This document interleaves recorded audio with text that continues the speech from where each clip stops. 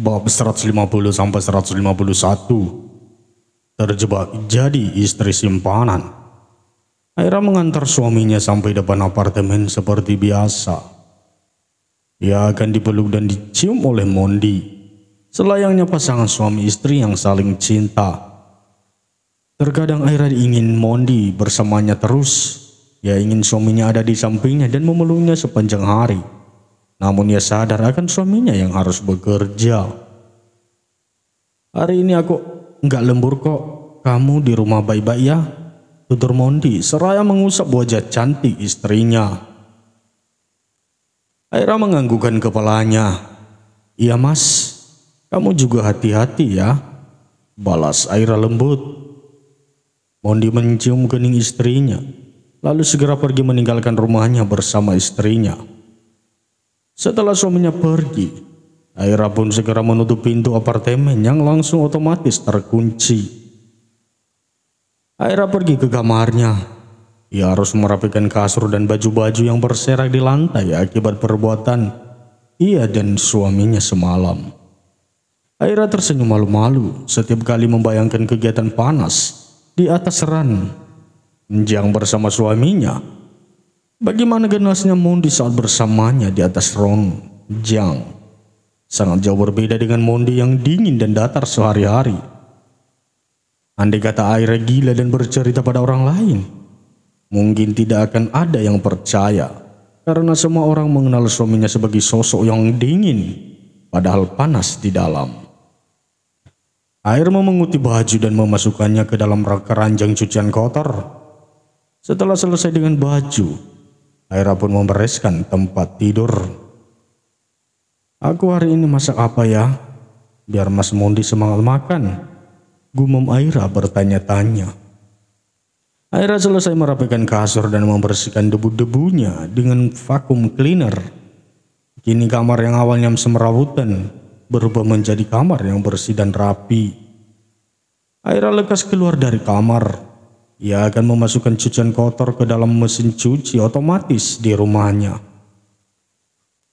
Sejujurnya Mondi sudah sering kali meminta pada Aira agar menyewa seseorang untuk bersih-bersih dan mengerjakan tugas rumah lain. Namun Aira menolak dan ingin melakukannya sendiri. Mondi sampai lelah meminta istrinya yang tetap saja melakukan pekerjaan. Padahal sudah diminta tidak perlu. Mondi tidak tega melihat istrinya bekerja sendirian di rumah. Aira menghela napas sambil menunggu cuciannya selesai.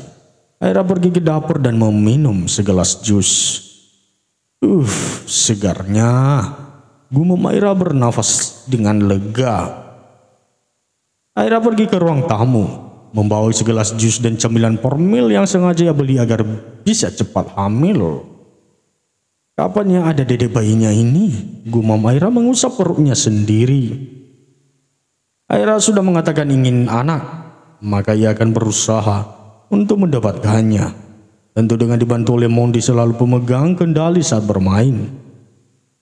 Aira meluruskan kakinya seraya terus memakan cemilan. Namun di tengah keasikannya bersantai, ia mendengar suara bel apartemen. Ia mengerutkan keningnya. Selama ini ia tidak pernah menerima tamu sama sekali, dan hari ini untuk pertama kalinya ada yang datang. Biasanya yang menekan bel hanyalah petugas pembuangan sampah yang mengambil dari unit ke unit, namun itu sudah dilakukan kemarin. Aira berjalan mendekati pintu. Ia lalu membukanya dan terkejut melihat siapa yang datang ke sana. "Tuan dan Nyonya," ucap Aira kaget bukan main.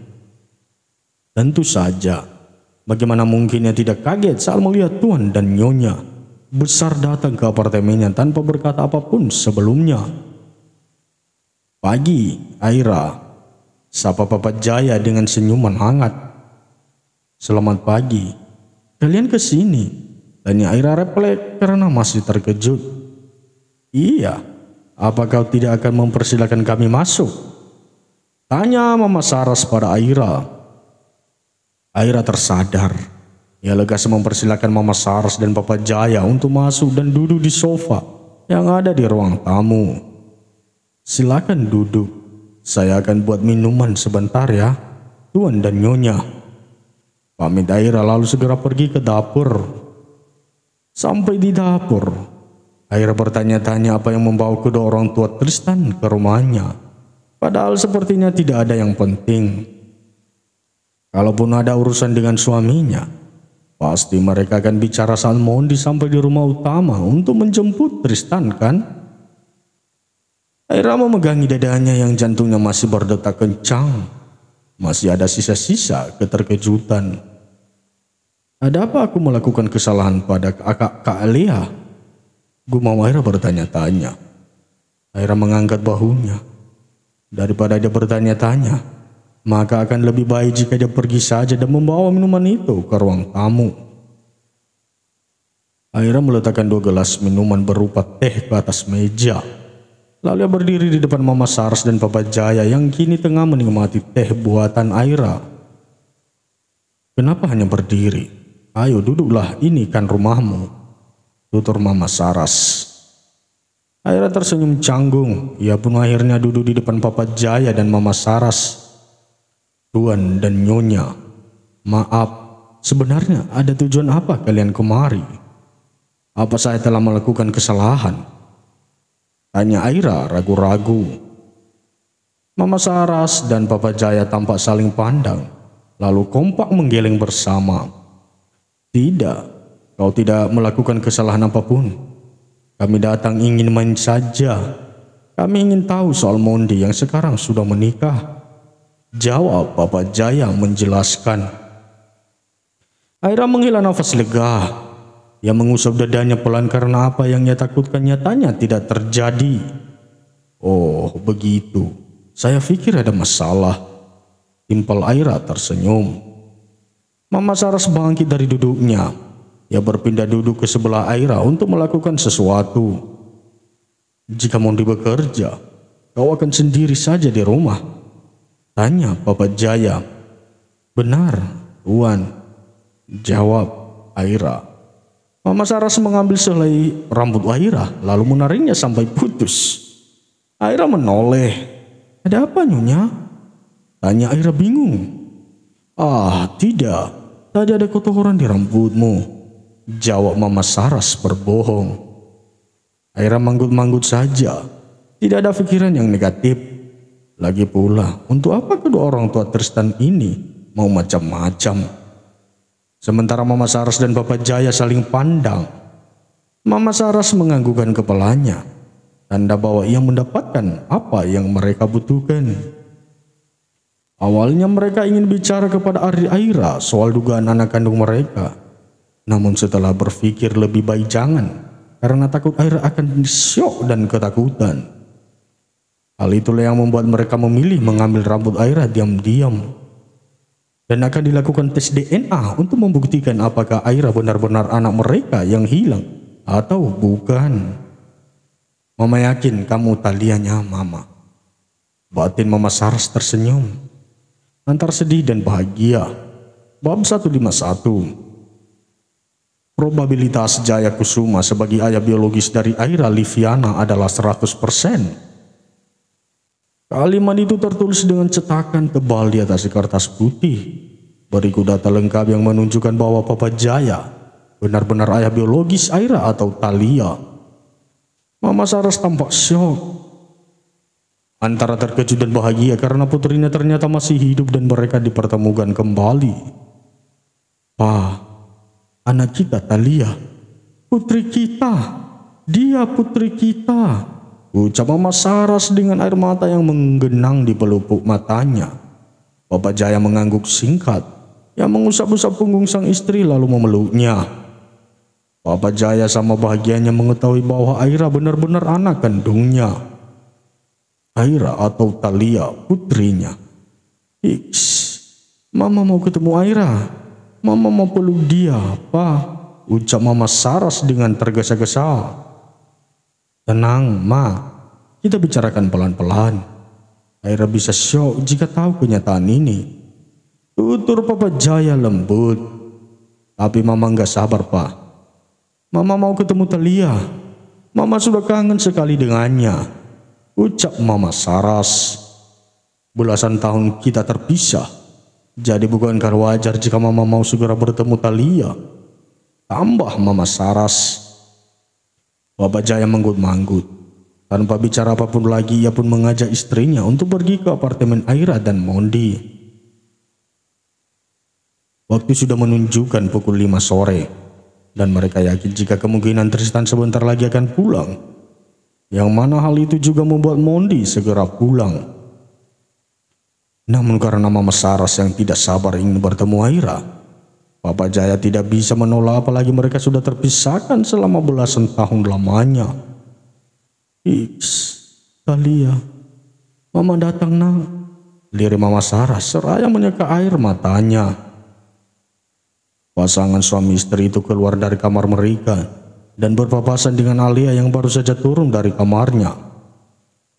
Alia tampak bingung melihat ibu mertuanya menangis dan terlihat seperti orang yang terburu-buru. Alia lantas mendekat. "Ma, ada apa?" tanya Alia khawatir. Mama Saras menatap menantunya. Tanpa menjawab, ia langsung melenggang pergi begitu saja, meninggalkan wanita berbadan dua itu. Bapak Jaya berdehem. "Tidak ada apa-apa nak, jangan khawatir ya. Katakan pada Tristan, kami ada urusan sebentar." Jelas Bapak Jaya lembut. "Benar Pak. Maksudku, apa semua benar baik saja atau aku perlu menghubungi Mas Tristan?" tanya Alia memastikan. Bapak Jaya mengangguk mantap. "Semua benar-benar baik nak. Jangan khawatirkan apapun ya. Papa pergi dulu," jawab Bapak Jaya lalu segera pergi meninggalkan Alia.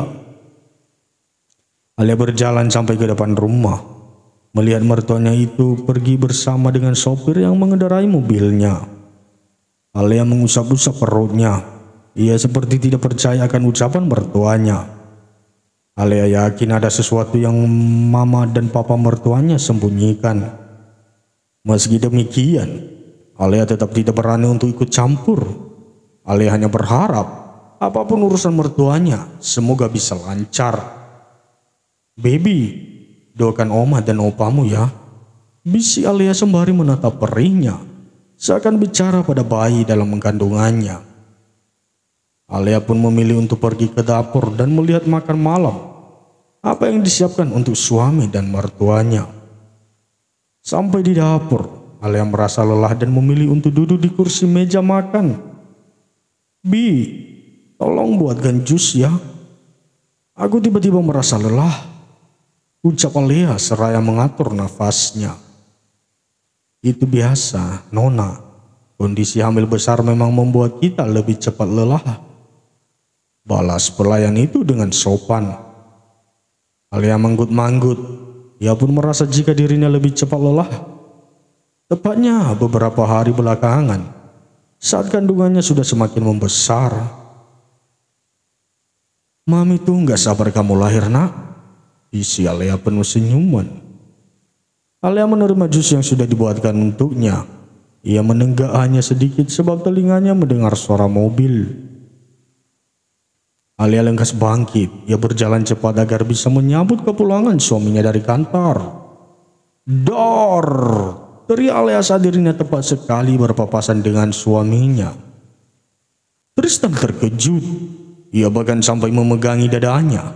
Ingin marah tidak bisa, apalagi melihat tawa lepas sang istri yang menghilangkan rasa lelahnya seharian ini. "Kamu kaget enggak?" tanya Alia penuh semangat.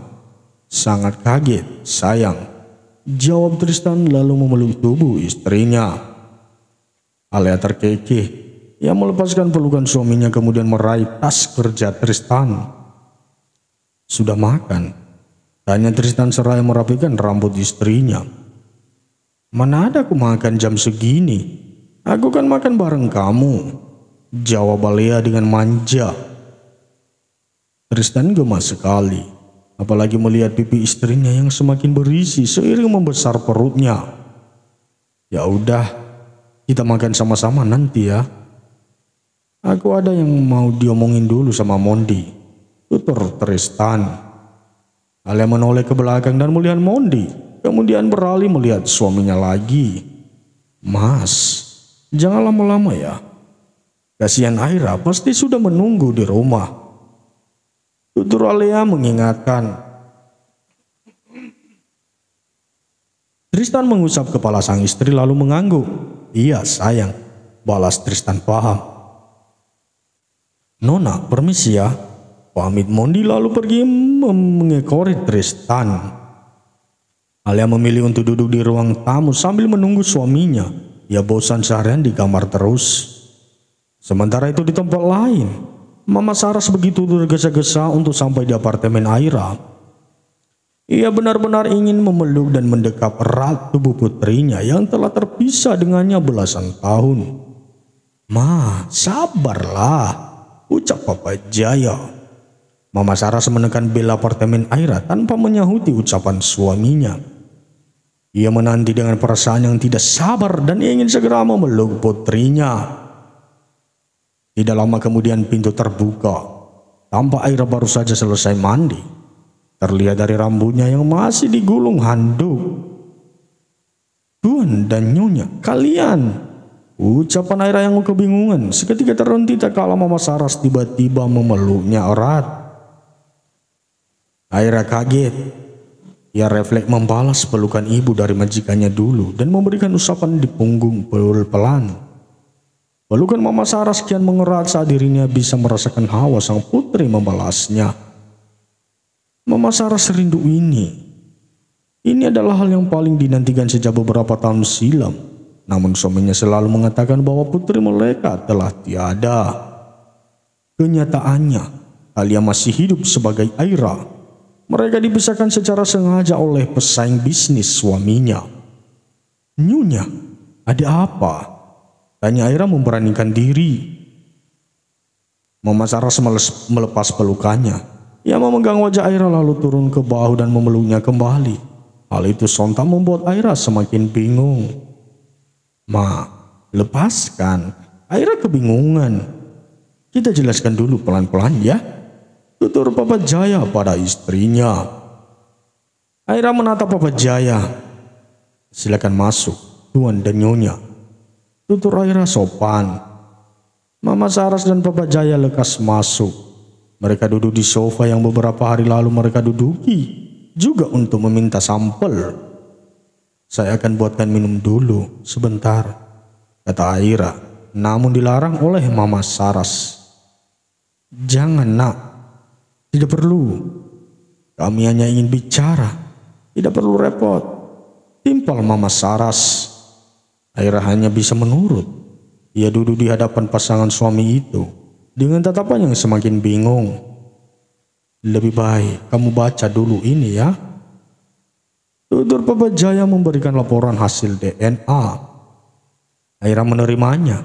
Ia lekas membuka dan membaca isinya. Terlihat wajah bingung wanita itu, sebab sebelumnya tidak pernah melihat laporan hasil tes DNA. Maksudnya apa, Tuan? Tanya Aira dengan sedikit terbata. Aira, kamu adalah anak kami yang hilang bertahun-tahun lalu.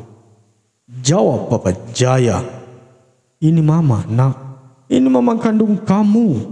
Tambah Mama Saras menangis histeris. Aira menjatuhkan laporan di tangannya. Ia menatap Papa Jaya dan Mama Saras dengan mata berkaca-kaca. Jantung Aira terasa mencelos mendengar kenyataan yang diterimanya.